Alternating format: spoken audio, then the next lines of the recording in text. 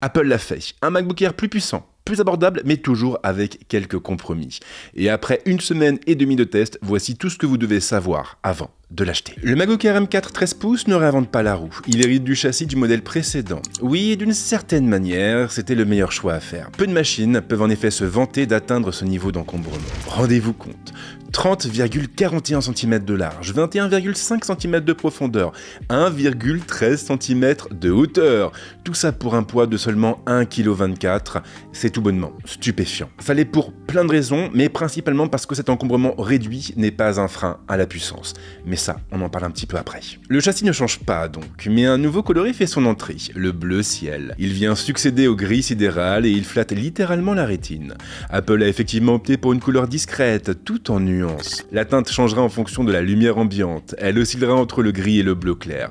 C'est évidemment une affaire de goût, mais c'est un énorme oui pour moi. Ce qui l'est moins en revanche, c'est la connectique. Le géant américain s'en est tenu au strict minimum, à savoir un connecteur MagSafe, 2 connecteurs Thunderbolt 4 et une prise jack pour un casque. Alors je ne m'attendais évidemment pas à trouver une sortie HDMI sur une machine présentant cet encombrement. Cela étant, j'aurais préféré qu'Apple se passe du connecteur MagSafe pour ajouter un 3e connecteur USB-C, un 3e connecteur Thunderbolt, et puis surtout ce qui manque, eh bien, c'est un slot pour carte SD. Les photographes et les vidéastes, en l'état, n'auront d'autre choix que de connecter directement leur boîtier à leur Mac ou de passer par un hub. Dans les deux cas, ils vont perdre en agilité. Peu de choses à dire sur l'intérieur. L'écran est toujours coupé par une encoche et le clavier n'évolue pas plus que le pavé tactile. La seule différence notable vient de la touche permettant de couper le son. Elle change de picto. Pour le reste, l'offre reste la même et ce n'est pas forcément une mauvaise chose. La frappe se montre en effet confortable et précise. Le bouton Touch ID ajoute également un niveau de sécurité supplémentaire. Et le pavé est toujours aussi agréable à utiliser, encore plus lorsqu'on prend le temps d'apprendre les gestes avancés. L'écran est également une bonne surprise en dépit de quelques manques assez agaçants. Commençons par parler des caractéristiques techniques. Le modèle testé par mes soins est le plus petit de la bande. Il embarque donc un écran liquide Retina de 13,6 pouces. Il n'y a pas de changement par rapport au modèle de l'année dernière. La définition ne bouge pas et elle reste calée à du 2560 par 1664. La luminosité reste la même. Elle ne pourra donc pas dépasser les 500 nits. On retrouve également le True Tone et le support du DCI-P3. Et sans surprise, le ProMotion est absent. Alors bien sûr, je ne m'attendais pas à trouver une dalle du niveau du MacBook Pro M4. Le MacBook Air coûte 2 fois moins cher. Je pouvais donc faire l'impasse sur le mini LED ou la technologie ProMotion. En revanche, la luminosité reste un problème. Elle le reste parce que le MacBook Air est la machine nomade par excellence. Il vous accompagnera partout, sur la terrasse d'un café, dans le train, dans l'avion, et 500 nits, ce n'est pas suffisant lorsqu'il y a beaucoup de lumière autour de soi. Un choix frustrant, d'autant plus que cette dalle reste de très bonne qualité en dehors de ces considérations. Les images sont flatteuses, avec de beaux contrastes et des couleurs qui visent juste. Le MacBook Air est donc totalement adapté à la retouche photo ou à de l'étalonnage, du moins si l'on met de côté la luminosité poussive de sa dalle. Ok, mais pour la taille alors. Ici encore rien ne change. La machine se décline toujours en 2 tailles et en 2 diagonales, 13 ou 15 pouces.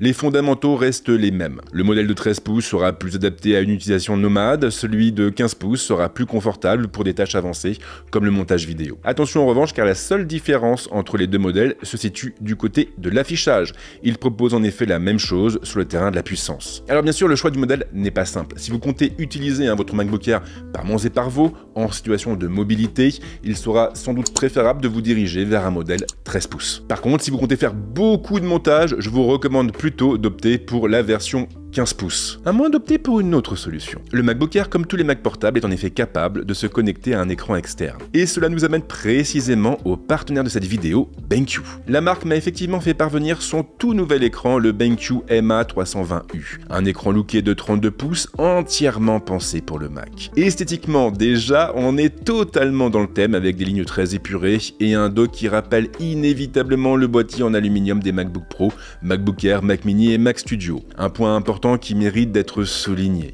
Par extension, cela veut aussi dire que l'écran s'intégrera parfaitement à votre setup. Mais ce n'est pas tout. Cet écran peut également faire office de hub.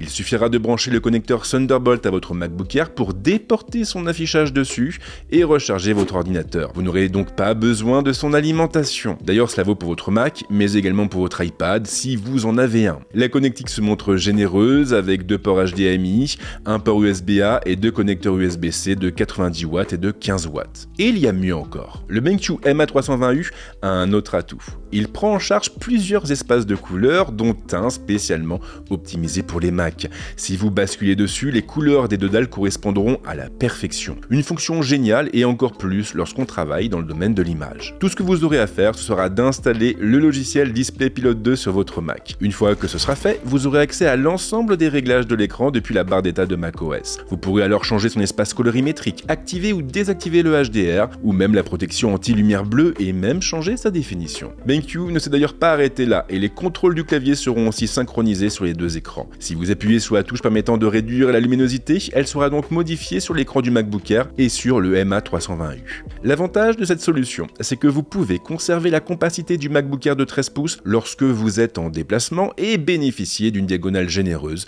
lorsque vous êtes chez vous ou au bureau. Cerise sur le gâteau, le BenQ MA320U ne coûte pas très cher. Il est en effet proposé à 649 €. Et il existe aussi en version 27 pouces à un prix de 549 €. Passons maintenant au chapitre de la puissance. Le MacBook Air 2025 est animé par une puce M4. Ici, bien sûr, tout dépendra du modèle. Le mien est le modèle de base, et donc le moins cher. Il est le moins bien loti de la bande, et sa puce M4 se compose de 10 cœurs sur la partie CPU et de 8 cœurs sur la partie GPU. Les autres modèles montent à 10 cœurs sur la partie GPU. Là-dessus, il propose aussi 16 Go de mémoire vive et 256 Go de stockage. Oui, et on ne va pas se mentir, 256 Go, ce n'est pas suffisant en 2025. J'aurais vraiment préféré qu'Apple parte directement sur un SSD de 512 Go au minimum. Vous savez ce que je pense des benchmarks. Cela étant, j'ai tout de même voulu faire un effort pour vous aider à situer le nouveau MacBook Air par rapport à votre machine actuelle. Geekbench 6, par exemple, a atteint les 3800 points en single core et les 14 887 points en multicore sur la partie CPU et 30 865 points en OpenCL ainsi que 48 080 points en Metal sur la partie GPU. Cinebench, de son côté, lui a attribué 2158 points en single core et 11 353 points en multicore. Et maintenant que je vous ai donné tous les chiffres que vous attendiez, on va pouvoir passer à ce qui compte vraiment, à savoir les usages. En bureautique, rien à signaler. Tout tourne parfaitement. Les applications un peu plus gourmandes ne posent pas plus de problèmes à la puce M4 du MacBook Air. Photomator et Pixelmator tournent aux petits oignons, y compris les outils alimentés par une IA, comme l'amélioration automatique des photos ou encore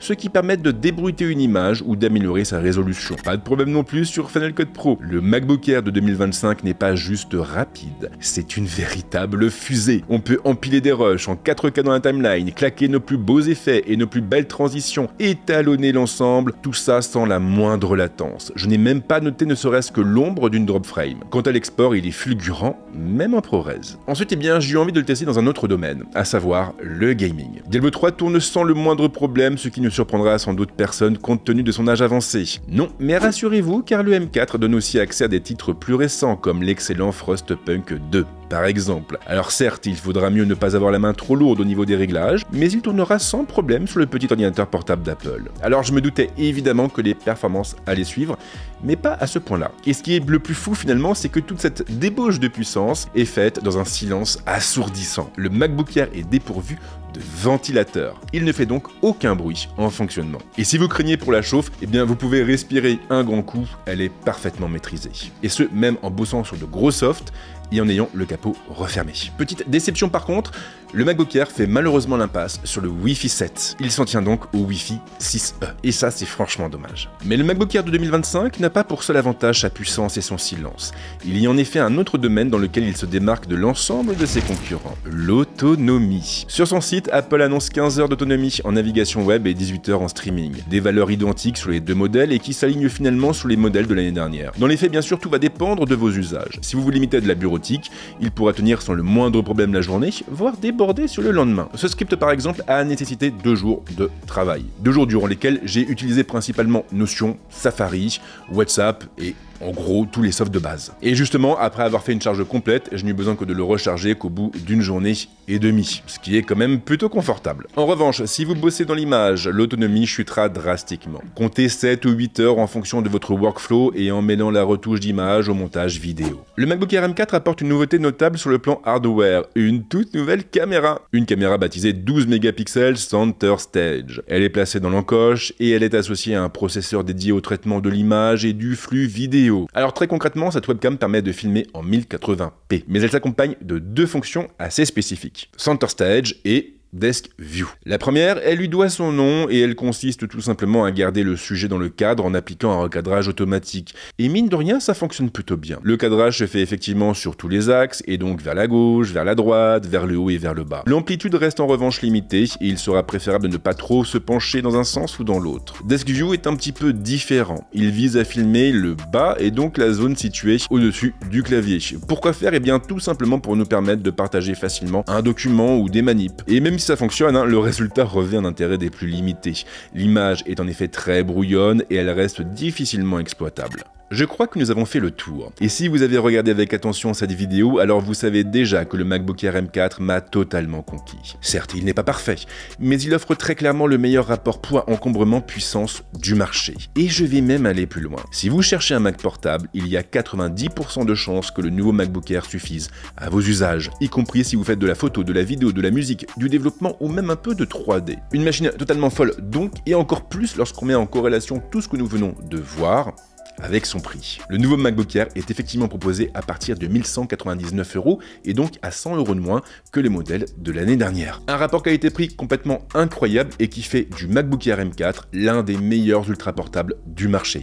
Et sans doute aussi le meilleur ultra portable de toute l'histoire de la firme. Merci en tout cas d'avoir regardé cette vidéo jusqu'au bout et merci à BenQ qui est partenaire de la chaîne et qui la soutient donc pour cette année 2025. Et ce qui est très cool, c'est que ça fait maintenant 2 ans qu'on travaille ensemble, donc il faut croire que mes clients sont plutôt contents. En tout cas, c'est vraiment chouette d'avoir ce soutien. Et justement, si vous voulez me soutenir, pas besoin de m'envoyer des mandats cash, tout ce que vous avez à faire, c'est de lâcher un petit like, un petit partage et bien sûr de vous abonner à la chaîne. Plus nous serons nombreux et plus je serai en mesure de vous proposer du contenu de qualité. Et comme à l'accoutumée, je vous souhaite de passer une très bonne semaine ou un très bon week-end suivant le moment où vous verrez cette vidéo. Et c'est promis, on se retrouve très vite avec d'autres contenus ici, mais également ailleurs. Ciao.